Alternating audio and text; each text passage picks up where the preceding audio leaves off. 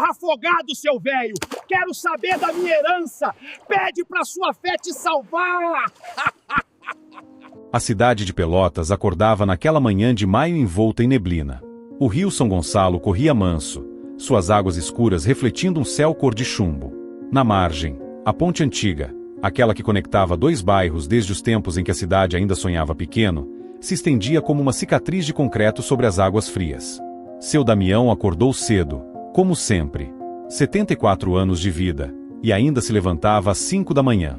Não era mais obrigação. Os supermercados que construíra com 40 anos de suor podiam funcionar sem ele. Mas ele gostava de passar nas lojas, cumprimentar os funcionários, verificar se estava tudo em ordem. Bom dia, seu Damião, diziam todos. E ele respondia com aquele sorriso cansado mas genuíno de quem trabalhou tanto que o trabalho virou parte da alma. Naquela manhã, porém, algo diferente aconteceu. O telefone tocou. Era Wagner, seu filho. Pai, a gente precisa conversar. Vamos caminhar um pouco. Faz tempo que não passamos um tempo juntos. A voz soava estranha, meio nervosa, meio urgente. Mas Damião sentiu algo que todo pai sente quando o filho pede atenção: esperança. Esperança de que talvez, finalmente, Wagner quisesse se aproximar. Porque a verdade era essa: Wagner, aos 48 anos, era um estranho para o próprio pai. Visitava raramente. Ligava só quando precisava de dinheiro. E quando Damião tentava conversar sobre os rumos da vida do filho, recebia respostas secas, irritadas. O Senhor não entende nada da minha vida, pai. Damião engolia a dor e continuava orando. Toda noite, ajoelhado ao lado da cama, pedia: Senhor, meu filho está perdido. Traz ele de volta. Não deixa ele se afundar. Mas o que Damião não sabia, não podia saber, era que Wagner já estava afundado. Até o pescoço. Devia uma fortuna em apostas esportivas online. Aqueles aplicativos que prometiam ganhos fáceis tinham virado um buraco sem fundo. Ele apostava, perdia, apostava de novo tentando recuperar, perdia mais. Agora devia valores que faziam suas mãos tremerem só de pensar. E os agiotas, aqueles homens de olhar morto e voz gelada, já haviam feito ameaças claras: paga, ou sua família vai pagar de outro jeito. Silvana, esposa de Wagner, pressionava sem parar: seu pai não vai viver para sempre. Quando ele morrer, você herda tudo. Mas se demorar muito, a gente não vai estar vivo para ver esse dinheiro. Ela falava isso enquanto fumava na varanda, olhando para o nada. E Wagner ouvia. Ouvia e deixava aquelas palavras penetrarem fundo, como veneno lento. Foi assim que nasceu o plano. Não de uma hora para outra. Monstros assim não nascem prontos. Foi um pensamento pequeno no começo. E se meu pai morresse antes? Depois virou cálculo. Como seria se parecesse acidente? E então virou pesquisa. Wagner, sozinho no escritório à noite, digitava no navegador anônimo: como fazer morte parecer acidente, quanto tempo leva para afogar, investigação de afogamento acidental. As páginas se sucediam. E com cada clique, a alma de Wagner escurecia um pouco mais. Até que chegou aquele dia de maio. Dia nublado, perfeito. Wagner ligou para o pai. Combinou a caminhada. E quando chegaram juntos à ponte antiga, Damião sorria. Sorria porque achava que finalmente teria um momento verdadeiro com o filho. Que bom a gente estar aqui junto, meu filho, disse, colocando a mão no ombro de Wagner. Caminharam até o meio da ponte. Wagner respirou fundo. Pai, eu preciso de dinheiro. É urgente. Estão me ameaçando. Damião suspirou, daquele jeito que só pais cansados de repetir a mesma conversa suspiram. Filho, eu já te disse. Não vou dar mais dinheiro enquanto você continuar apostando. Isso é um vício. Você precisa de ajuda, não de dinheiro. Foi nesse momento que algo quebrou dentro de Wagner. Ou talvez já estivesse quebrado há muito tempo. Ele olhou ao redor. Não havia ninguém. A chuva fina começava a cair. E então, com uma frieza que ele mesmo não reconhecia em si, simplesmente empurrou. Seu Damião nem teve tempo de gritar. Apenas virou a cabeça, olhou para o filho, e naquele último segundo antes de cair, seus olhos não mostraram medo da morte. Mostraram horror absoluto pela traição. Meu filho está me matando. E caiu. As águas frias e escuras do rio São Gonçalo o engoliram em segundos. Seu corpo velho, Já cansado de 74 anos de luta, não tinha forças para lutar contra a correnteza. Wagner ficou parado, olhando. Esperou até que o corpo do pai desaparecesse completamente sob as águas. Depois, calmamente, tirou o celular. Ligou para a polícia. E quando atenderam, sua voz estava perfeitamente ensaiada. Meu pai caiu da ponte. Eu tentei segurar, mas não consegui. Por favor, me ajudem. Até as lágrimas que desceram pelo rosto pareciam reais. Um assassino perfeito. Ou quase. Mas o que Wagner não sabia era que embaixo daquela ponte, em um abrigo improvisado feito de papelão e lona, uma mulher tinha visto tudo. Anita tinha 62 anos e nenhum documento. Para o mundo, ela simplesmente não existia. Moradora de rua há 15 anos, desde que perdeu tudo em um golpe financeiro que levou sua casa e seus últimos recursos, ela vivia nas sombras da cidade. Seu endereço era embaixo da ponte antiga, aquela mesma ponte onde, naquela tarde de maio, ela testemunhou o impensável. Ela estava organizando seu pequeno espaço quando ouviu vozes. Reconheceu uma delas imediatamente. Era seu Damião. Ele sempre passava por ali quando caminhava pela orla do rio. E sempre parava. Dona Anita trouxe um lanche para a senhora. Trazia pão, leite, às vezes uma marmita ainda quente. Deus abençoe, seu Damião, ela dizia. E ele respondia, quem abençoa é ele, dona. Eu só estou cumprindo o que ele manda. Por isso, quando ouviu a voz dele naquela tarde, Anita subiu discretamente a pequena rampa lateral da ponte. Queria pedir ajuda. Precisava de remédio para a tosse que não passava. Mas quando chegou perto o suficiente para ver, congelou. Viu tudo. Viu Wagner olhando ao redor, checando se havia alguém. Viu a discussão breve. E viu o empurrão. Viu seu Damião caindo, seu corpo pequeno e frágil girando no ar antes de bater na água. Ouviu o som do impacto, aquele som abafado e terrível que ela nunca conseguiria esquecer. E viu Wagner, parado ali, olhando friamente. Sem desespero. Sem arrependimento. Apenas calculando. Anita se abaixou, tremendo. Voltou correndo para seu abrigo embaixo da ponte, cobriu a boca com as mãos para não gritar. O coração batia tão forte que doía. Minutos depois, ouviu sirenes. Ouviu Wagner gritando, fingindo desespero. Meu pai caiu. Tentei segurar. Não consegui. A voz dele era convincente demais. Perfeita demais. Anita sabia a verdade. Mas quem acreditaria nela? Ela era ninguém. Sem documentos, sem casa, sem credibilidade. Se denunciasse, Wagner poderia facilmente destruir sua palavra. Uma mendiga drogada inventando histórias, diriam. Ou pior, Wagner poderia silenciá-la permanentemente. Ela já vira gente morrer por menos. Então Anita fez a única coisa que podia, ficou escondida e calada. Mas a culpa a consumia. Toda noite, deitada em seu colchão fino sobre o concreto frio, ela via o rosto de seu Damião. Via aquele homem bom, que a tratava como gente quando o resto do mundo a via como lixo, caindo na água. E chorava. Chorava porque sabia que a verdade estava morrendo junto com ele. Enquanto isso, Wagner começava sua performance pública. O corpo de seu Damião foi encontrado 2 quilômetros rio abaixo, preso em vegetação nas margens. A autópsia preliminar indicava afogamento. Wagner organizou o funeral com pressa estranha. Caixão simples, enterro rápido, cremação marcada para o dia seguinte. Durante o velório, empregados dos supermercados de seu Damião sussurravam entre si. Que estranho. Wagner nunca visitava o pai. E agora está tão abalado. As aspas eram quase audíveis. Vizinhos comentavam, morte muito conveniente, não acham? A comunidade empresarial que conhecia a honestidade de Damião e a ganância de Wagner trocava olhares desconfiados. Mas Wagner continuava sua atuação.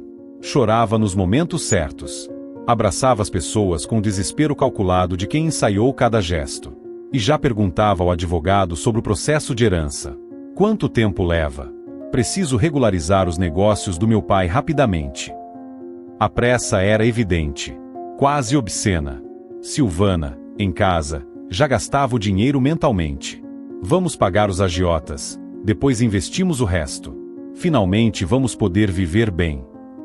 Ela dizia isso enquanto Wagner assinava papéis do funeral, seu rosto uma máscara perfeita de luto fingido. Mas havia alguém que não acreditava em nada daquilo. Delegada Cristiane, 55 anos e 30 de polícia, tinha um instinto que raramente falhava. E aquele caso cheirava mal. Filho que nunca visita o pai de repente quer caminhar com ele numa tarde chuvosa, e o pai cai acidentalmente. Ela começou a investigar. Descobriu rapidamente as dívidas astronômicas de Wagner. Apostas esportivas. Agiotas. Ameaças de morte. Descobriu mensagens de Silvana: seu pai tem que morrer logo. Descobriu o histórico de buscas no computador de Wagner, como fazer morte parecer acidente. As peças se encaixavam como quebra-cabeça macabro. Cristiane pediu perícia mais detalhada no corpo.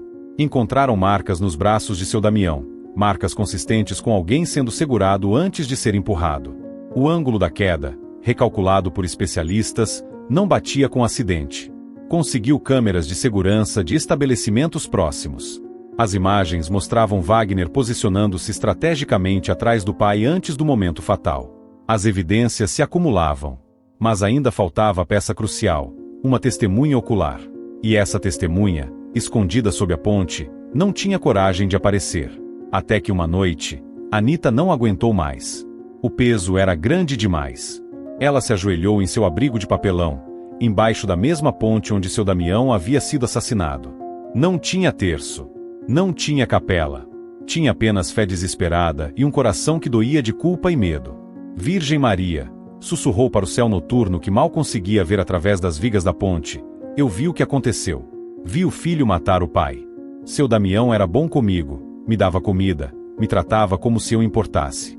E foi morto pelo próprio filho por dinheiro. Suas lágrimas caíam no concreto frio. Eu tenho medo de falar. Quem vai acreditar em mim? Mas também não posso deixar isso passar. Por favor, mãe, faz justiça. Eu não posso sozinha. Mas tu pode. Mostra para aquele assassino o que ele fez. E se for preciso, me dá coragem para testemunhar. Aquela oração, feita por alguém que a sociedade descartara, mas que tinha mais humanidade que muitos cidadãos respeitáveis, atravessou todos os céus. Porque a Virgem Maria ouve especialmente os descartados. E aquela noite, ela decidiu agir. Wagner acordava toda noite às 3 da madrugada. Não por remorso, pelo menos não ainda. Acordava porque via água. Água entrando pela porta do quarto, subindo pelas paredes, enchendo a cama. E no meio daquela água impossível, via o rosto do pai. Não o rosto do velho de 74 anos que empurrara da ponte. Via o rosto do pai jovem, aquele que carregava Wagner nos ombros quando criança, que vendia o próprio carro para pagar sua faculdade, que trabalhava de madrugada para construir o império que agora Wagner herdaria. Mas de dia, Wagner empurrava essas imagens para longe. São só pesadelos. Vão passar, dizia para si mesmo enquanto assinava papéis da herança. O advogado explicava os trâmites burocráticos, e Wagner fingia ouvir, mas sua mente calculava apenas uma coisa: quanto tempo até o dinheiro estar na conta? Os supermercados de seu Damião continuavam funcionando, agora sob gestão temporária dos gerentes antigos. Esses homens e mulheres, alguns trabalhando ali há 20, 30 anos, olhavam para Wagner com uma mistura de tristeza e desconfiança. Seu pai construiu isso com as próprias mãos, disse Dona Marlene, a gerente mais antiga, durante uma reunião. Ele acordava às 4 da manhã para receber mercadoria. Conhecia o nome de cada funcionário, de cada filho de funcionário. E o senhor? Quando foi a última vez que o senhor pôs os pés aqui antes dele morrer? Wagner sentiu raiva daquela pergunta. Isso não é da sua conta, Dona Marlene. Agora eu sou o dono. As coisas vão mudar. A frieza em sua voz fez a sala inteira silenciar. E naquele silêncio, todos entenderam. O filho não era nada parecido com o pai. Enquanto isso, a cidade inteira comentava. Pelotas era a cidade onde todo mundo conhecia todo mundo. E a morte de seu Damião, homem respeitado, que doava cestas básicas para famílias pobres todo Natal, que nunca demitiu funcionário sem dar segunda chance, parecia errada demais para ser acidente. O filho estava sempre endividado, comentavam no mercado. E de repente o pai morre e ele herda tudo? Coincidência demais. Na delegacia, Cristiane intensificava a investigação. Chamou Wagner para novo depoimento. Desta vez, fez perguntas diferentes. O senhor sabia que seu pai tinha marcas de contenção nos braços, como se alguém tivesse segurado ele antes da queda. Wagner empalideceu, mas respondeu rápido demais. Eu tentei segurar. Já disse isso. Cristiane anotava tudo, observando cada microexpressão. E as dívidas, Wagner? Quanto o senhor deve aos agiotas? Wagner se levantou, furioso. Isso é assédio. Meu pai morreu e vocês ficam me investigando como se eu fosse criminoso. Mas Cristiane não se abalou. Sente-se. Ainda não terminamos. E continuou perguntando, apertando, pressionando. Wagner saiu dali suando frio, sentindo o cerco fechar. Em casa, Silvana estava nervosa. Eles sabem de alguma coisa. Wagner negou com a cabeça, mas a dúvida já havia plantado raiz. Não tem provas. Foi acidente. Acidente. Ele repetia isso como mantra, tentando convencer a si mesmo. Mas as noites continuavam terríveis. Agora, além da água, Wagner ouvia a voz do pai.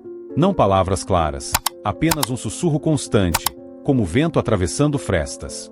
E acordava com gosto de rio na boca, como se realmente estivesse se afogando. Silvana dormia profundamente ao lado, mas Wagner estava sozinho em seu inferno particular. Os agiotas, enquanto isso, continuavam cobrando. Ligavam, mandavam mensagens. Cadê nosso dinheiro, Wagner? Seu pai já morreu. Herança não sai rápido assim. A pressão não aliviava, apenas mudava de forma. Antes era paga ou mata seu pai. Agora era paga ou a gente mata você e sua família mesmo assim. Foi numa dessas noites sem dormir que Wagner percebeu algo terrível. Matar o pai não tinha resolvido nada. O dinheiro ainda estava preso em inventário. As dívidas continuavam crescendo. E agora, além de tudo, carregava nas costas o peso de um assassinato que ninguém além dele e das águas do rio conheciam. Ou pelo menos era isso que pensava. Porque embaixo da ponte, Anita continuava rezando. Toda noite, ajoelhada em seu colchão fino, ela repetia a mesma oração. Virgem Maria, me dá coragem. Me usa para fazer justiça. Não deixa o sangue de seu Damião clamar em vão. E em uma dessas noites, algo começou a mudar. Anita sentiu, não sabia explicar como, mas sentiu que não estava mais sozinha. Que sua oração havia sido ouvida. E que algo maior que ela, maior que Wagner, maior que toda a injustiça do mundo, estava prestes a agir. A noite estava fria. Mais fria que o normal para maio em Pelotas. Anita se enrolou em cobertores velhos doados, mas o frio que sentia não era só do corpo, era da alma. Já fazia 3 semanas desde o assassinato. 3 semanas carregando um segredo que pesava como pedra no peito. Ela tentará, algumas vezes, ir até a delegacia. Chegava perto da porta, via o movimento de policiais, e o medo a paralisava. Quem vai acreditar em mim? Pensava. Vão dizer que sou louca. Que estou inventando para ganhar dinheiro. E pior, e se Wagner descobrir que fui eu? Ele matou o próprio pai. O que faria comigo? Mas toda vez que fechava os olhos, via seu Damião. Via o homem que, diferente de todos os outros, parava para conversar com ela. Que trazia comida quente. Que uma vez, num dia de chuva forte, trouxe uma lona nova e ajudou a reforçar seu abrigo. A senhora precisa se proteger dessa chuva, Dona Anita. Deus não gosta de ver seus filhos passando frio. Seu Damião a chamava de Dona.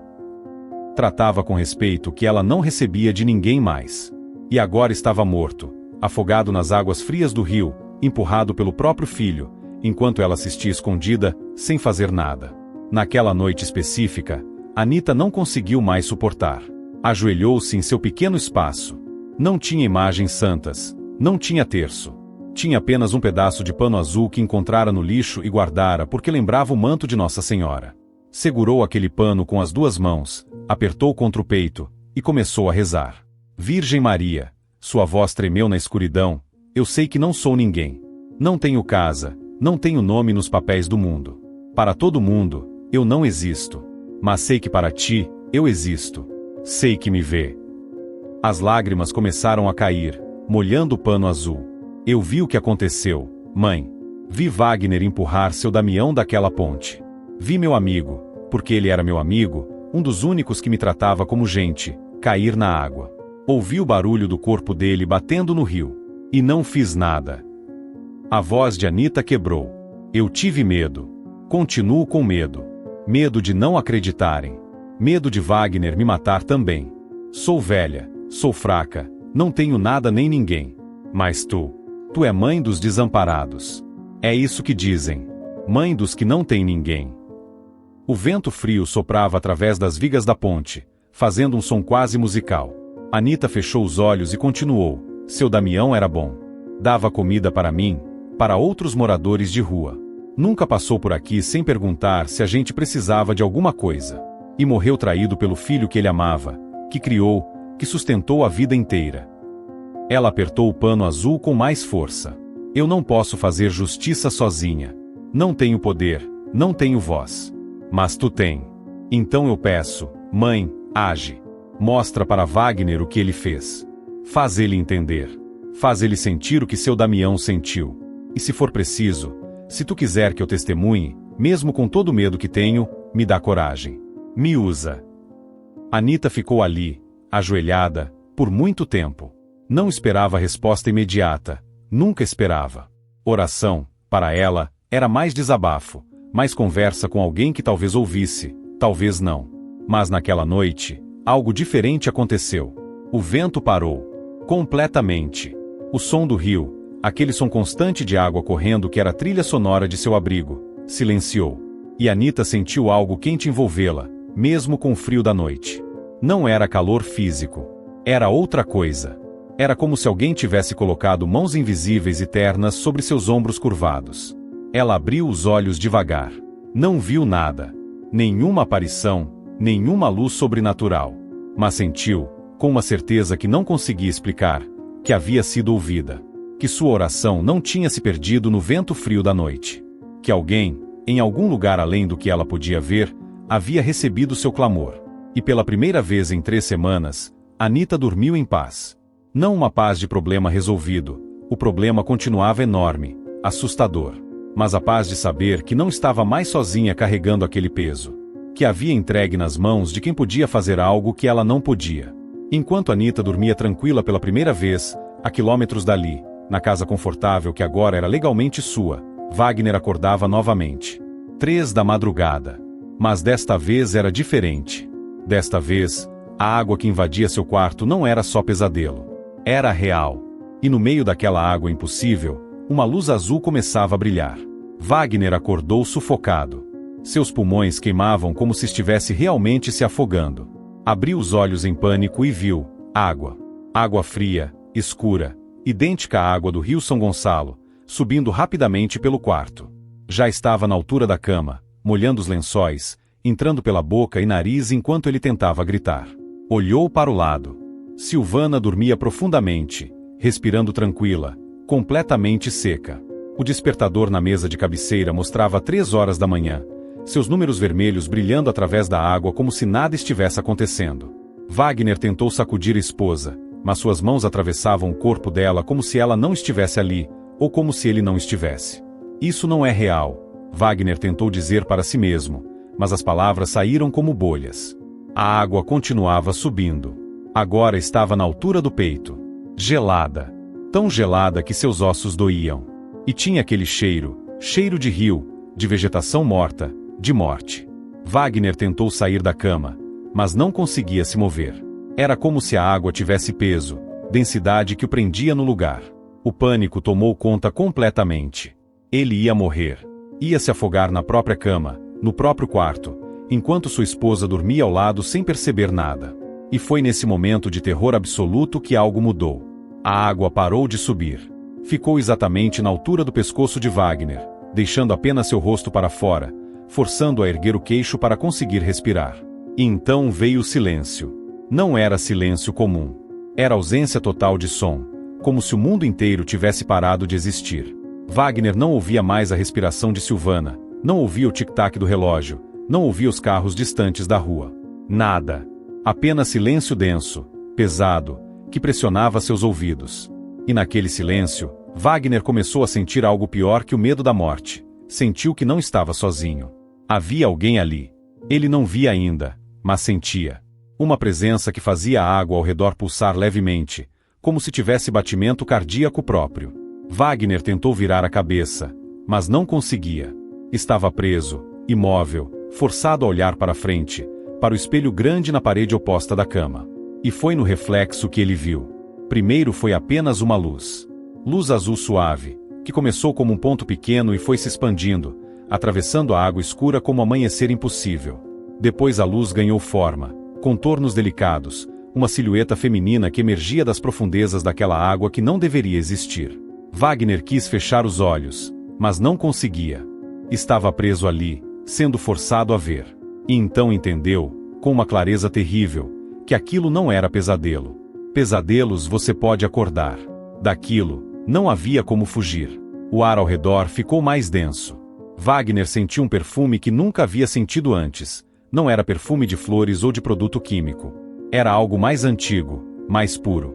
Cheiro de manhã limpa, de orvalho em jardim que nunca foi tocado por mãos sujas. E naquele perfume impossível, ele soube. Aquilo que estava prestes a acontecer mudaria tudo. A luz azul ficou mais brilhante. Tão brilhante que Wagner teve que apertar os olhos, mas mesmo assim não conseguia desviar o olhar. E através daquela luz, uma voz, não alta, não ameaçadora, mas firme como verdade que não pode ser negada, ecoou através da água e do silêncio. Wagner. Apenas seu nome. Mas a forma como foi dito carregava peso de todas as suas escolhas, de todos os seus pecados, de toda a traição que cometera. Wagner sentiu como se aquela única palavra o tivesse partido ao meio. E então ela emergiu completamente. A Virgem Maria estava ali, de pé sobre a água que inundava o quarto de Wagner. Seu manto azul brilhava com luz própria, ondulando suavemente como se movido por brisa que só ela sentia. O rosto era de beleza que não pertencia a este mundo, não beleza de revista ou de vaidade humana, mas beleza de algo puro, intocado pela maldade. Mas o que mais aterrorizava Wagner eram os olhos. Não eram olhos de ódio. Não eram olhos de vingança ou fúria divina. Eram olhos de mãe. Mãe que olha para filho que fez algo terrível e sente dor mais profunda que qualquer raiva. Tristeza maternal tão intensa que queimava mais que qualquer condenação. Wagner preferiria ver ódio. Ódio ele conseguiria justificar, conseguiria brigar contra. Mas aquela tristeza o despedaçava. Wagner, ela repetiu, e sua voz era suave mas firme, você empurrou seu próprio pai de uma ponte para a morte. Não era pergunta. Era afirmação. Verdade absoluta sendo colocada diante dele sem possibilidade de fuga ou negação. Wagner tentou falar, tentou negar, foi acidente, eu tentei segurar, ele escorregou. Mas as palavras morreram antes de sair. Porque na presença daquela luz, mentira simplesmente não podia existir. Maria deu um passo à frente, caminhando sobre a água como se fosse chão sólido. Seu pai confiou em você naquela tarde.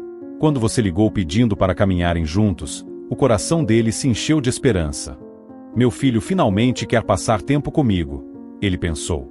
Talvez ainda haja chance de nos aproximarmos. Cada palavra era como lâmina afiada cortando as defesas de Wagner. Ele começou a tremer, não de frio da água, mas de algo muito pior. Estava começando a sentir, pela primeira vez desde o assassinato, o peso real do que havia feito. Ele vendeu o próprio carro para pagar sua faculdade. Maria continuou, voz calma mas implacável. Trabalhou turnos duplos para que você nunca passasse fome. Quando você abriu seu primeiro negócio faliu, quem pagou suas dívidas? Quando você foi preso por dirigir bêbado, quem te tirou da cadeia e nunca contou para ninguém para não manchar seu nome? Wagner fechou os olhos, mas as imagens vieram mesmo assim. Viu tudo, cada sacrifício que havia esquecido convenientemente, cada vez que o pai havia o protegido, sustentado, perdoado. Viu o pai velho acordando cedo para trabalhar quando já podia estar aposentado, apenas para garantir que a herança dos filhos fosse sólida. Abra os olhos, Wagner, Maria ordenou, e ele não teve escolha senão obedecer. Você vai ver tudo. Mas primeiro, saiba disso, havia uma testemunha. O terror voltou ao rosto de Wagner. Uma mulher que vive sob a ponte. Ela viu tudo. Viu você checando se havia alguém por perto. Viu você empurrar seu pai. Viu você ficar parado, observando friamente enquanto ele se afogava. E ela rezou, não por vingança, mas por justiça. Maria se aproximou mais, até estar bem ao lado da cama. Wagner podia ver cada detalhe de seu rosto, a compaixão misturada com firmeza, o amor que se recusava a ser cúmplice do mal. Anita é invisível para o mundo. Wagner, moradora de rua sem documentos, sem voz, sem poder. Mas para mim, ela é filha amada. e as orações dos descartados atravessam todos os céus. Ela estendeu a mão, e Wagner viu que tinha algo ali, um terço simples, desgastado pelo uso. Não era um terço real. Era a imagem de um terço, a memória de milhares de orações que seu Damião havia feito ao longo da vida. Seu pai rezava por você toda a noite, Wagner. Mesmo quando você o decepcionava, mesmo quando tratava mal, mesmo quando roubava dinheiro dele para alimentar seu vício em apostas. Ele nunca deixou de rezar. Maria tocou a testa de Wagner com dedos que eram quentes apesar da água gelada. E sabe o que ele rezou enquanto se afogava? Enquanto suas mãos, as mãos que ele ensinou a andar, que segurou quando você era bebê, o empurravam para a morte. Wagner não queria saber. Queria gritar, queria fugir, queria morrer ali mesmo para não ter que ouvir. Mas Maria continuou, voz suave como sussurro mas impossível de ignorar. Ele rezou, Deus, perdoa meu filho. Não deixa ele se perder completamente. Salva ele. E foi nessa frase, nessa revelação impossível e terrível de que até morrendo afogado, traído pelo próprio filho, seu pai havia pensado nele, havia rezado por sua salvação, que algo quebrou definitivamente dentro de Wagner. As lágrimas vieram. Não lágrimas de autopiedade ou de medo de ser pego. Lágrimas de horror absoluto pelo monstro que havia se tornado. Pela traição imperdoável. Pelo amor que havia afogado nas mesmas águas onde afogara o pai. Agora você vai ver, disse Maria, e sua voz carregava peso de julgamento que não vinha de fora, mas de dentro. Vai ver tudo que seu pai foi. Tudo que você destruiu. E tudo que será se continuar mentindo. Ela tocou a testa de Wagner novamente, e o mundo explodiu em visões. A primeira visão atingiu Wagner como onda violenta. De repente não estava mais em seu quarto. Estava em um pequeno apartamento humilde que reconheceu imediatamente. Era a casa onde crescerá, 35 anos atrás.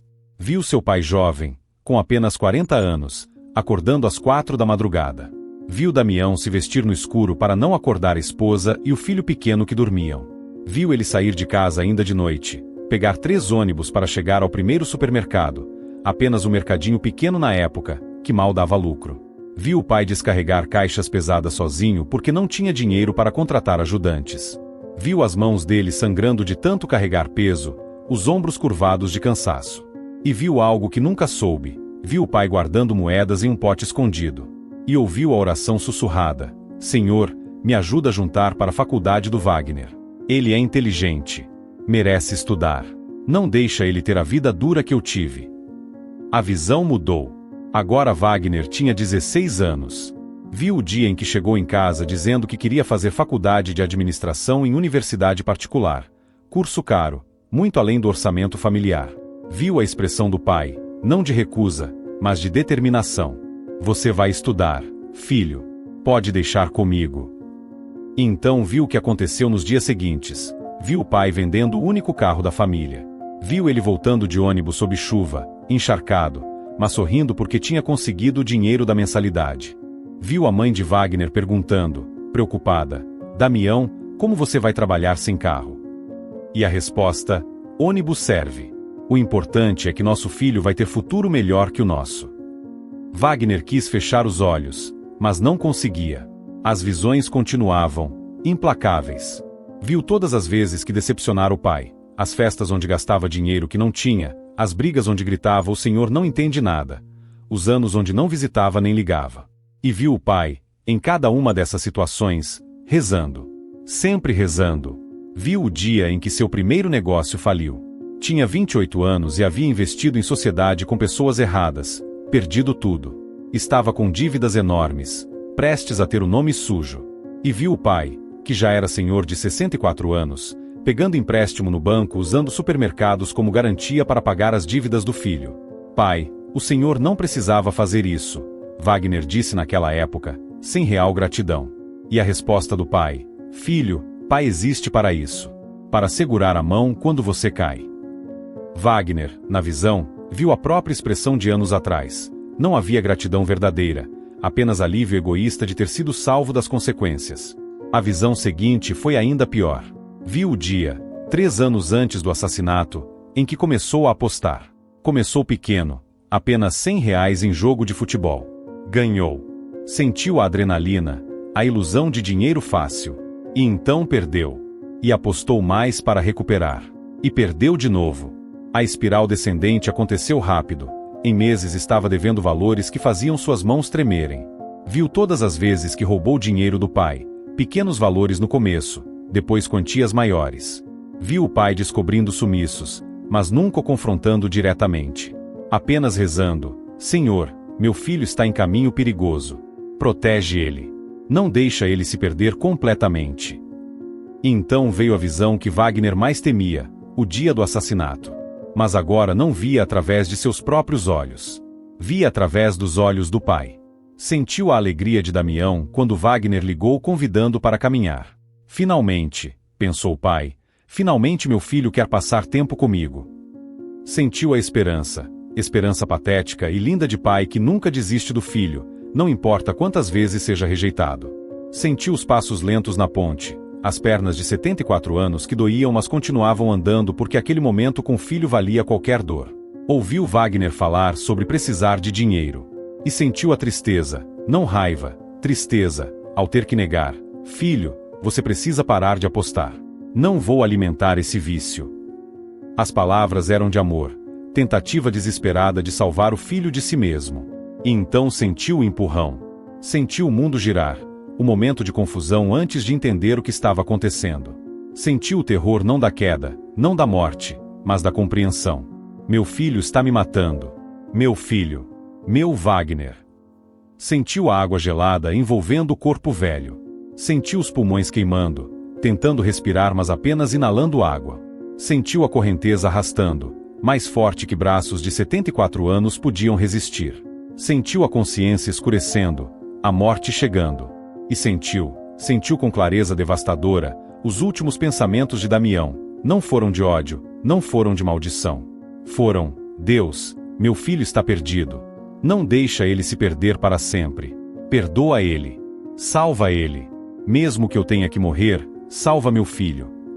Wagner estava gritando agora, gritando dentro da visão, dentro da água do quarto. Mas as visões não paravam. Viu o futuro, viu a investigação da delegada Cristiane descobrindo tudo.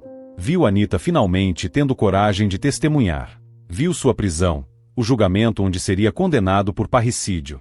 Viu a expressão de nojo nos rostos dos jurados. Viu Silvana pedindo divórcio, levando os filhos, mudando de cidade para escapar da vergonha do sobrenome.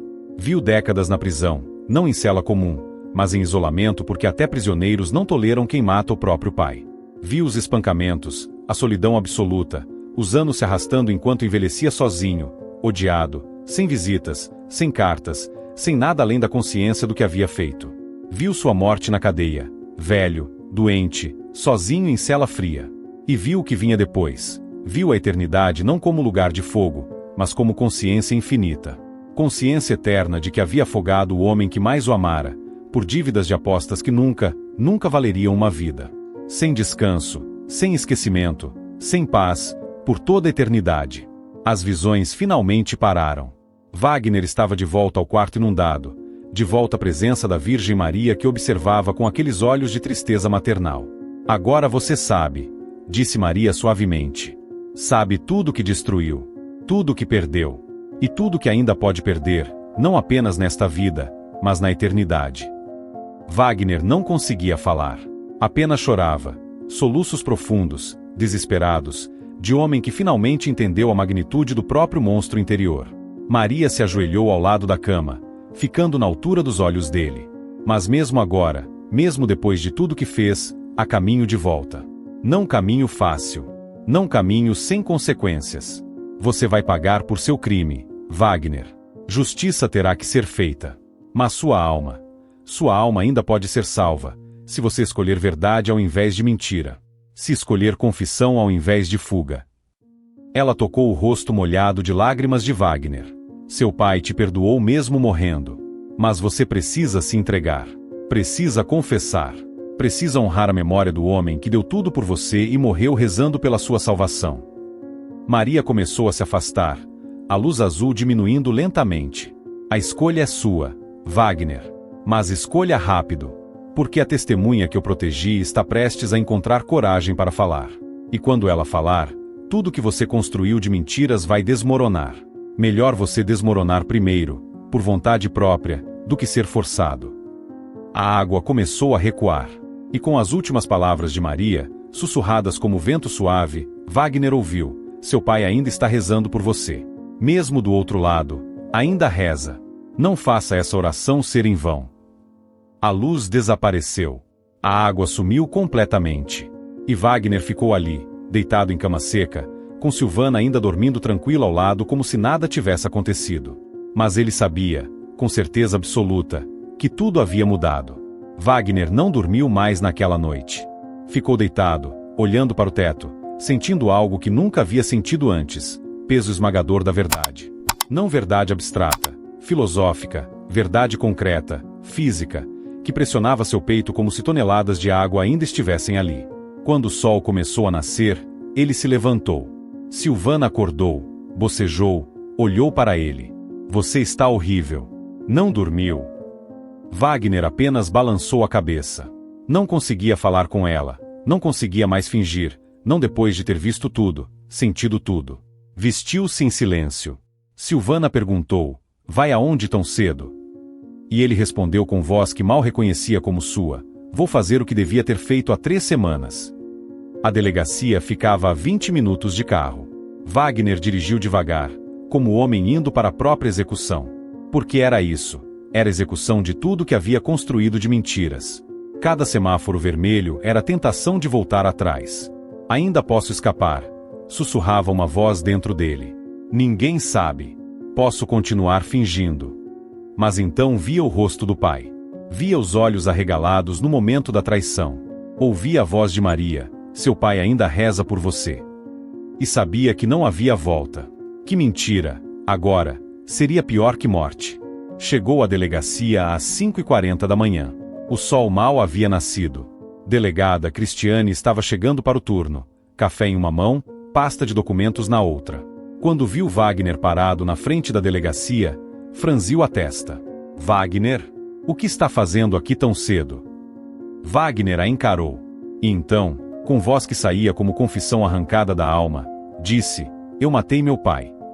Cristiane congelou. O café quase caiu de sua mão. O que você disse? Eu matei meu pai, Wagner repetiu, mais alto agora, como se precisasse ouvir as próprias palavras para acreditar que estava realmente fazendo aquilo. Empurrei ele da ponte. Foi premeditado. Planejei tudo. Eu queria herança para pagar dívidas de apostas. O silêncio que seguiu foi denso. Cristiane, policial experiente que já havia ouvido centenas de confissões, ficou genuinamente chocada. Não pela confissão em si, ela já suspeitava. Mas pela espontaneidade, pela forma como Wagner estava se entregando sem negociação, sem advogado, sem nada. Entre, ela disse finalmente, abrindo a porta da delegacia. Vamos registrar tudo oficialmente. Nas próximas 3 horas, Wagner contou tudo. Cada detalhe. As dívidas com agiotas. A pressão de Silvana. As pesquisas na internet sobre como fazer morte parecer acidente. O planejamento frio. A ligação para o pai. A caminhada até a ponte. A conversa sobre dinheiro. E o empurrão. Descreveu como ficou parado observando o corpo do pai ser levado pela correnteza.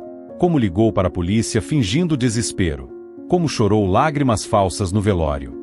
Como já estava planejando gastar a herança antes mesmo do corpo ser enterrado. Cristiane gravava tudo, fazendo perguntas pontuais. Por que está confessando agora, Wagner? Você sabe que isso significa prisão perpétua, no mínimo. Wagner olhou para as próprias mãos, mãos que haviam empurrado o pai para a morte. Porque não consigo mais viver com a mentira. E porque havia uma testemunha. Os olhos de Cristiane se arregalaram. Testemunha? Uma moradora de rua que vive embaixo da ponte. Ela viu tudo. Não sei o nome dela, mas ela estava lá. Cristiane imediatamente enviou assistentes sociais para a ponte. Encontraram Anita em seu abrigo, ainda dormindo. Quando acordou e viu os policiais, pensou que ia ser expulsa como sempre era. Mas então disseram: precisamos que você testemunhe sobre o que viu na tarde de maio, quando seu Damião morreu. Anita sentiu as pernas fraquejarem. Sua oração havia sido respondida, mas de forma que nunca imaginara. Não precisou ir à delegacia sozinha, correndo risco. O próprio assassino havia se entregado e a confirmado como testemunha. Na delegacia, Anita contou sua versão. Batia perfeitamente com a confissão de Wagner. Cristiane agora tinha confissão completa e testemunha ocular. O caso estava fechado. Wagner foi preso imediatamente. Algemado, levado para a cela. Não resistiu, não reclamou. Apenas perguntou: "Posso fazer uma ligação?" Cristiane assentiu. Ele ligou para Silvana. "Wagner, onde você está? Estou te ligando há horas." "Estou preso. Confessei que matei meu pai. Foi tudo planejado. Você sabia, você me pressionou, mas eu tomei a decisão. Me entregue também, ou venha me visitar. De qualquer forma, acabou." Silvana gritou do outro lado da linha. Xingou, chorou. Wagner desligou. E pela primeira vez em semanas, respirou fundo, respiração que não estava presa, não estava sufocada. Estava livre de um jeito que não imaginara possível, livre da mentira, mesmo preso em cela. O julgamento foi rápido. Wagner não se defendeu. Seu advogado, contratado pela família mesmo contra a vontade do cliente, tentou alegar insanidade temporária, pressão psicológica. Mas Wagner interrompia: "Não, eu estava são. Estava consciente. Matei meu pai por ganância. Assumo total responsabilidade." O júri levou menos de 1 hora para decidir. Culpado de parricídio premeditado. Sentença: 30 anos de prisão sem possibilidade de redução de pena. O juiz, ao proferir a sentença, olhou para Wagner com mistura de repulsa e perplexidade. O senhor assassinou o próprio pai friamente. E confessou espontaneamente: "Não entendo o que se passa em sua mente. Mas entendo que justiça precisa ser feita." Wagner ouviu a sentença em silêncio. Não chorou, não protestou. Apenas assentiu. E quando levavam de volta para a cela, sussurrou palavras que só ele ouviu: "Pai, me perdoa. Vou passar o resto da vida tentando honrar sua memória. Não é suficiente. Nunca será. Mas é tudo o que posso fazer." Naquela noite, em sua cela fria e pequena, Wagner dormiu profundamente pela primeira vez desde o assassinato. E sonhou, não com água afogando, mas com luz azul suave. E no centro daquela luz, 2 figuras, a Virgem Maria, sorrindo com aprovação triste. E ao lado dela, seu pai, não como cadáver afogado, mas jovem, saudável, em paz. O pai acenou. Não disse nada. Apenas acenou. E Wagner acordou chorando, não lágrimas de desespero, mas de algo que começava, frágil, doloroso, a parecer com esperança. Os primeiros meses na prisão foram brutais. Wagner foi colocado em ala de segurança máxima, não por ser perigoso, mas para sua própria proteção. Porque entre criminosos, há hierarquia de crimes. Ladrões desprezam estupradores. Estupradores desprezam assassinos de crianças. E todos, absolutamente todos, desprezam quem mata o próprio pai. Parricida. Sussurravam quando ele passava. Matou o velho por dinheiro. Alguns cuspiam. Outros faziam ameaças diretas. Wagner aguentava tudo em silêncio. Sabia que merecia isso e muito mais. Mas algo começou a mudar quando ele deixou de se defender. Quando outros prisioneiros o confrontavam, esperando que reagisse com violência ou covardia, Wagner simplesmente dizia: "É verdade. Matei meu pai por ganância. Mereço tudo o que vocês quiserem fazer comigo." A honestidade brutal desarma a violência de um jeito estranho. Um dia, um prisioneiro chamado Nestor, cumprindo pena por ter matado o padrasto abusivo que espancava sua mãe, sentou ao lado de Wagner no refeitório. "Você é louco, cara. Por que confessou? Podia ter escapado." Wagner olhou para a comida intragável no prato. "Porque meu pai, mesmo se afogando, rezou para que eu fosse salvo. Não podia continuar cuspindo nessa oração."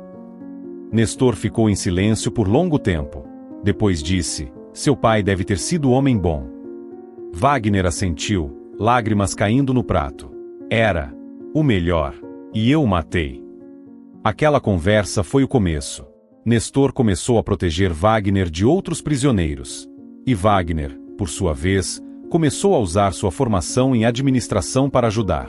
Organizou sistema de cooperativa dentro da prisão, prisioneiros fazendo artesanato que era vendido fora, com lucro dividido entre eles e enviado para suas famílias. A ideia pegou. Em 6 meses, Dezenas de prisioneiros participavam. Famílias que não recebiam nada agora tinham pequena renda. Wagner não ficava com um centavo. Tudo que seria dele ia para fundo que estava criando. Porque Wagner havia tomado decisão. Vendeu tudo. Todos os supermercados herdados do pai. Todos os bens, o apartamento, o carro. Tudo. O dinheiro foi dividido em 3 partes. Primeira parte. Criou fundo de tratamento para viciados em apostas. Clínicas gratuitas, grupos de apoio, linha telefônica de emergência. Em memória de seu Damião, dizia a placa na entrada. Para que outras famílias não sofram o que a minha sofreu. Segunda parte. Fundo de apoio para moradores de rua. Abrigos, alimentação, documentação. E nomeou como coordenadora Anita, a mulher que viverá embaixo da ponte e agora tinha salário, apartamento pequeno mas digno, e trabalho que lhe devolvia a humanidade. Terceira parte. Bolsas de estudo em nome de seu Damião. Jovens pobres da região de Pelotas podiam estudar administração, exatamente o curso que o pai pagará para Wagner. Para que usem o conhecimento para bem, não para mal, dizia o texto da bolsa. Silvana pediu divórcio imediatamente. Levou os filhos, mudou para outra cidade, mudou até o sobrenome. Wagner assinou os papéis sem luta. Sabia que não merecia família, não depois do que fizera. Mas as cartas continuaram. Cartas que Wagner escrevia todo dia, endereçadas ao pai morto. Nunca seriam lidas, nunca seriam respondidas. Mas ele escrevia como forma de manter viva a memória e a consciência do pecado. Pai, hoje ajudei um prisioneiro a escrever carta para a filha que não vê há 5 anos. Pensei em você, em todas as cartas que nunca te escrevi quando estava livre. Me perdoa. Pai, o fundo de tratamento para viciados em apostas ajudou mais 10 pessoas esse mês. Sei que não traz você de volta, mas talvez impeça que outros filhos destruam outros pais. Pai, Anita veio me visitar hoje. Ela está bem. Tem casa, tem trabalho. Ela te agradece. Diz que você foi o único que a tratava como gente. E agora ela ajuda outros invisíveis como ela era. Seu legado continua, pai. Mesmo eu tendo tentado destruí-lo. As cartas eram guardadas em caixas simples na cela. Wagner relia todas no aniversário da morte do pai. Dia que passou a tratar como dia de luto permanente, jejuando e rezando. Psicólogos da prisão estudavam seu caso. Nunca vi transformação tão profunda, disse doutora Helena durante a avaliação. Você realmente mudou, Wagner. Ou está sendo a maior manipulação que já vi? Wagner olhou para ela com cansaço profundo. Doutora, eu afoguei meu próprio pai. Planejei friamente sua morte. Não há redenção possível para isso, não redenção que me faça merecer perdão. Mas há dever. Dever de tentar, todo dia que me resta de vida, fazer algo que honre a memória do homem que eu matei mas que nunca parou de me amar. Doutora. Helena anotou tudo. E no final da sessão, disse algo que a surpreendeu. Acho que seu pai estaria orgulhoso do homem que você está tentando se tornar. Mesmo com tudo que fez. Wagner balançou a cabeça. Não, doutora. Meu pai me amava, mas não ficaria orgulhoso. Ficaria triste. Triste que foi preciso matá-lo para eu finalmente acordar para o monstro que estava me tornando. Orgulho não cabe aqui. Apenas trabalho árduo e arrependimento permanente. Os anos passaram. Wagner se tornou referência dentro do sistema prisional. Outros presos que haviam cometido crimes contra a família procuravam conselho. Ele não oferecia desculpas ou justificativas, oferecia honestidade brutal e caminhos para fazer algo de bom com o tempo que tinham. Você nunca vai compensar o que fez, dizia para eles. Eu nunca vou compensar. Mas podemos impedir que outros façam o mesmo. Podemos usar nossa monstruosidade como exemplo do que não ser. Universidades pediam para estudar seu caso. Jornalistas queriam entrevistas. Wagner recusava tudo, com uma exceção. Quando uma rede de televisão propôs entrevista conjunta com Anita, para falar sobre justiça e redenção, ele aceitou. A entrevista foi gravada na própria prisão. Anita sentou ao lado de Wagner, separados por mesa e vigia. A jornalista perguntou primeiro para Wagner, por que confessou? Wagner respirou fundo. Porque a Virgem Maria me mostrou a verdade. Mostrou tudo que meu pai fez por mim. Mostrou o horror do que eu fiz. E mostrou que havia testemunha, Anita, que viu tudo mas tinha medo de falar. Maria me deu chance de escolher verdade antes de ser forçado a ela. A jornalista virou para Anita. E você, como se sentiu quando ele confessou espontaneamente? Anita, agora com 72 anos, mas saudável e digna, respondeu com voz firme: senti que Deus ouve os pequenos. Eu rezei embaixo daquela ponte pedindo justiça. Achei que ninguém me ouviria, nem Deus, nem polícia, nem ninguém. Mas fui ouvida. E aprendi que nenhuma testemunha é pequena demais, nenhuma oração é fraca demais. Wagner olhou para Anita com gratidão. Ela me salvou. Não apenas como testemunha, salvou porque rezou. Se ela não tivesse rezado, talvez eu continuasse mentindo até ser pego. E aí seria tarde demais para minha alma. Ela me deu chance de confessar antes de ser forçado. A entrevista foi ao ar e gerou repercussão enorme. Alguns diziam que Wagner era manipulador, fingindo arrependimento para redução de pena. Outros viam transformação genuína. Mas Wagner não se importava com opiniões públicas. Importava-se apenas com continuar o trabalho diário de honrar a memória do pai que assassinara. E toda noite, antes de dormir em sua cela fria, rezava a mesma oração: Pai, onde quer que estejas, me perdoa. Virgem Maria, que me mostraste a verdade, me ajuda a nunca esquecer o que fiz. E me usa, apesar de tudo, para impedir que outros cometam o mesmo erro. 10 anos haviam passado desde a confissão. Wagner agora tinha 58 anos e ainda tinha 20 anos de prisão pela frente. Mas algo havia mudado nele de forma tão profunda que era visível fisicamente.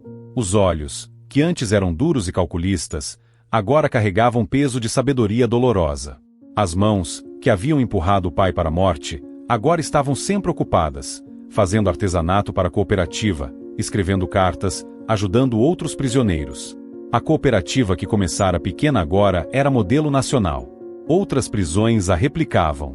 Centenas de famílias recebiam renda por causa do sistema que Wagner organizara. O fundo para viciados em apostas havia ajudado mais de 1.000 pessoas a se recuperarem. O abrigo para moradores de rua, coordenado por Anita, havia tirado 200 pessoas das ruas. E as bolsas de estudo em nome de seu Damião já haviam formado 30 jovens em administração. Jovens que agora trabalhavam honestamente, construindo negócios, ajudando comunidades. 28 deles visitavam Wagner na prisão regularmente, agradecendo e pedindo conselhos. Vocês não devem nada a mim, Wagner dizia sempre. Devem ao homem que matei. Honrem a memória dele, sendo que eu não fui, filhos dignos do investimento que pais fazem. Nestor, o prisioneiro que havia se tornado amigo, foi solto após cumprir pena. Mas continuou visitando Wagner. Você me ensinou que ter matado alguém não significa que minha vida acabou. Significa que tenho dívida impossível de pagar, mas posso tentar pelo resto da vida. Delegada Cristiane, já aposentada, também visitava. Você sabe que é caso único, não sabe? Nunca vi assassino confessar espontaneamente e depois transformar a própria condenação em força para o bem. Wagner balançou a cabeça. Não sou o único, delegada. Sou só alguém que foi forçado a olhar para o próprio monstro interior e não teve escolha além de mudar ou se perder para sempre. Anita era a visitante mais frequente. Vinha toda semana, sempre trazendo notícias do abrigo, das pessoas ajudadas. Seu Damião estaria feliz, ela dizia. O trabalho dele continua, Wagner. Através de você, de forma estranha, mas continua. Foi numa dessas visitas que Anita contou algo que fez Wagner chorar. Sabe o pequeno Felipe, aquele garoto que chegou ao abrigo mês passado? Pai dele era viciado em apostas. Batia na família. A mãe fugiu com o menino. Eles estavam na rua. Agora o Felipe está abrigado, vai começar a estudar. E a mãe dele conseguiu trabalho. Eles vão reconstruir a vida. E o pai do Felipe? Wagner perguntou. Procurou ajuda no fundo de tratamento para viciados. Está se recuperando. Ainda não pode ver a família, mas está tentando. Sua história, a história de como você destruiu tudo por apostas e perdeu o pai, é usada como exemplo nas sessões de terapia, para mostrar aonde o vício pode levar. Wagner segurou as grades que o separavam. Minha monstruosidade servindo de alerta. É justo. É o mínimo. Naquela noite, Wagner teve um sonho. Sonhou que estava novamente embaixo d'água, mas dessa vez não estava se afogando. A água era clara, morna, pacífica. E então viu luz azul, a mesma luz de 10 anos atrás. A Virgem Maria apareceu, caminhando sobre a água. Mas dessa vez não estava sozinha. Ao seu lado, caminhava seu Damião, não como velho de 74 anos, mas como homem de 40, forte e saudável, sorrindo. Pai! Wagner tentou gritar, mas estava submerso. Damião se aproximou, colocou a mão no vidro invisível que o separava. Wagner colocou sua mão do outro lado, tentando tocar. Maria falou, voz suave como brisa, seu pai está em paz, Wagner. As orações que ele fez por você foram respondidas. Você não está redimido. Redenção completa levará sua vida inteira e ainda não será suficiente. Mas está no caminho. E isso é o que ele pediu. Damião acenou, sorrindo. E então fez algo que partiu e reconstruiu o coração de Wagner ao mesmo tempo. Fez o gesto que fazia quando Wagner era criança. Colocou a mão no coração, depois apontou para Wagner. Te amo, filho. Wagner acordou chorando, mas não eram lágrimas de desespero. Eram lágrimas de algo que não sentia há 10 anos. Paz frágil, incompleta, mas real.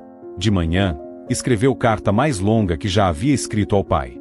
Pai, sonhei com você hoje. Você estava em paz, ao lado da Virgem Maria. E me disse que me ama. Não sei se foi só sonho ou se foi algo mais. Mas escolho acreditar que foi real. Que mesmo depois de tudo, do assassinato, da traição, do horror, você ainda me ama de onde está. Não mereço esse amor. Nunca merecerei. Mas vou honrá-lo. Ainda tenho 20 anos de prisão.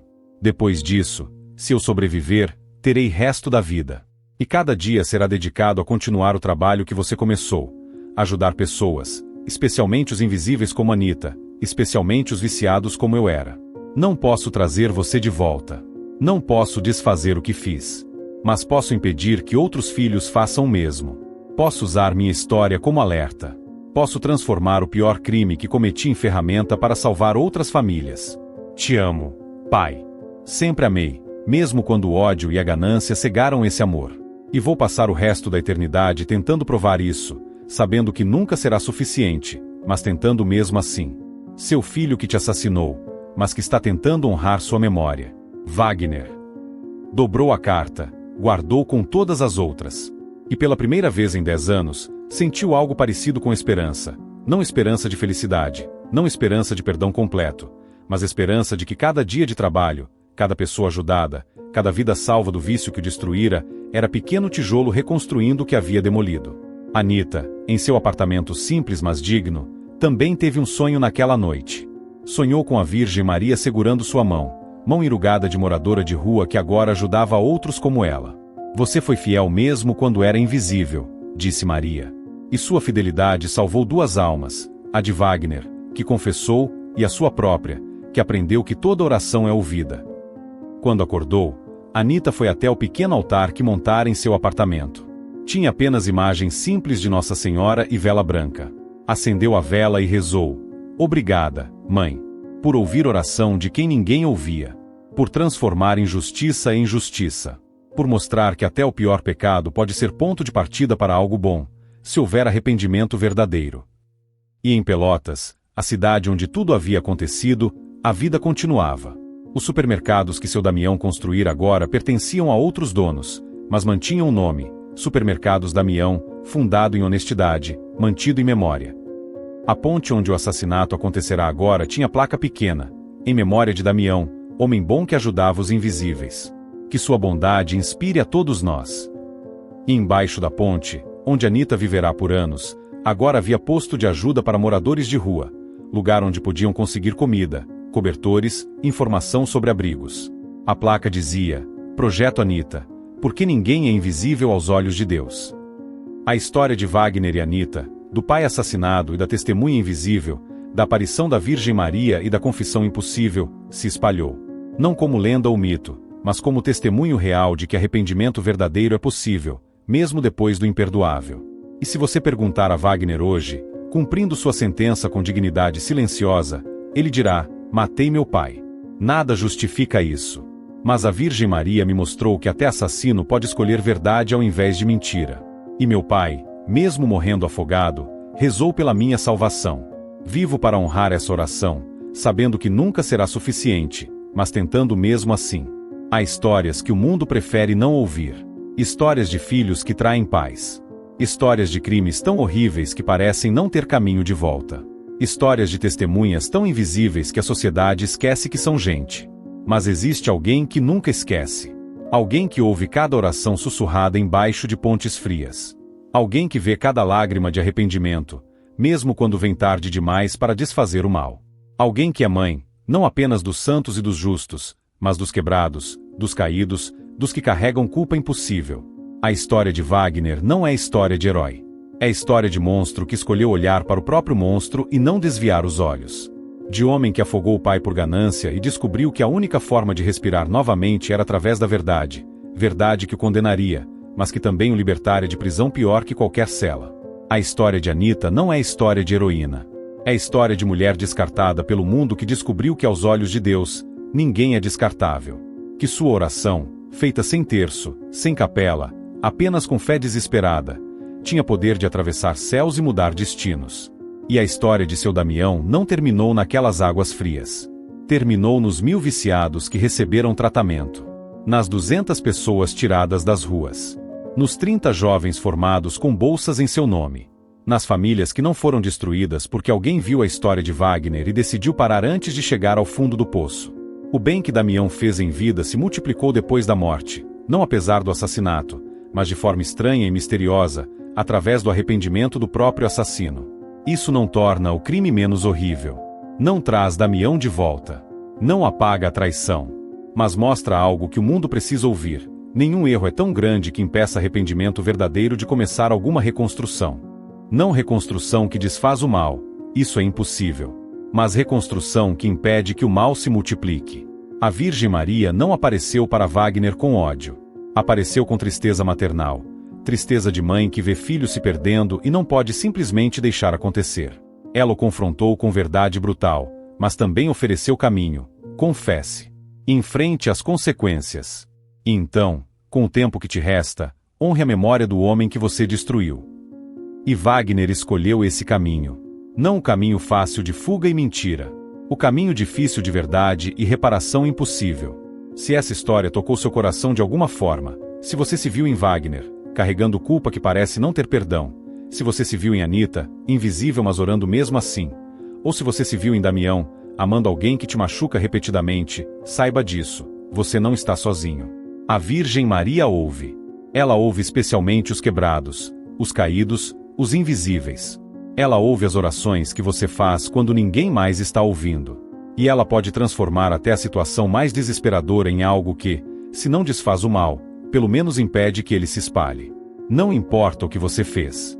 Não importa quanto você caiu. O que importa é se você está disposto a levantar, enfrentar a verdade, e começar, mesmo que tarde, mesmo que difícil, o trabalho de honrar o bem ao invés de multiplicar o mal. Wagner ainda tem 20 anos de prisão pela frente. Provavelmente morrerá lá. Mas ele dorme em paz. Paz frágil, incompleta, mas real. Porque escolheu verdade. Anita tem 72 anos e finalmente tem casa, trabalho, dignidade. Porque sua oração foi ouvida. E seu Damião? Onde quer que esteja agora, sua última oração foi respondida. Deus, salva meu filho. E foi salvo, não da prisão, não das consequências, mas da mentira que o teria devorado por inteira eternidade. Se você chegou até aqui, talvez essa história tenha falado algo ao seu coração. Talvez seja a hora de você fazer sua própria oração, não oração ensaiada ou bonita, mas oração verdadeira. Aquela que diz: Mãe, eu preciso de ajuda. Eu caí. Eu pequei. Eu machuquei pessoas. Me ajuda a levantar. Me ajuda a fazer o certo, mesmo que seja tarde. Essa oração, por mais simples que pareça, tem poder de atravessar todos os céus. Porque a Virgem Maria não é mãe apenas dos perfeitos. É mãe dos caídos que querem levantar. Escreva amém nos comentários se essa história tocou você. Não como gesto vazio, mas como compromisso. Compromisso de escolher verdade ao invés de mentira, de escolher reparação ao invés de fuga, de escolher oração ao invés de desespero silencioso. Às vezes, um simples amém é o começo de uma cura que você nem imaginava ser possível. Compartilhe essa mensagem com alguém que precisa saber que não é tarde demais. Que não importa o quanto caiu, ainda há caminho de volta. Não caminho fácil, não caminho sem dor, mas caminho real. E se você quer continuar ouvindo histórias assim, histórias de fé verdadeira, de milagres reais, de pessoas quebradas sendo reconstruídas pelo amor maternal da Virgem Maria. Inscreva-se no canal. Deixe seu like para que essa mensagem alcance mais corações que precisam dela. Porque no final, essa não é só a história de Wagner, ou de Anita, ou de seu Damião. É a história de todos nós, todos caídos de alguma forma, todos precisando de mãe que nos levante, todos buscando o caminho de volta para a luz. E essa mãe está esperando. Sempre esteve. Sempre estará. Basta você ter coragem de chamá-la, mesmo debaixo da ponte, mesmo de dentro da cela, mesmo do fundo do poço onde você acha que ninguém pode te ouvir. Ela ouve. E responde. À sua maneira, em seu tempo. Mas sempre responde. Amém.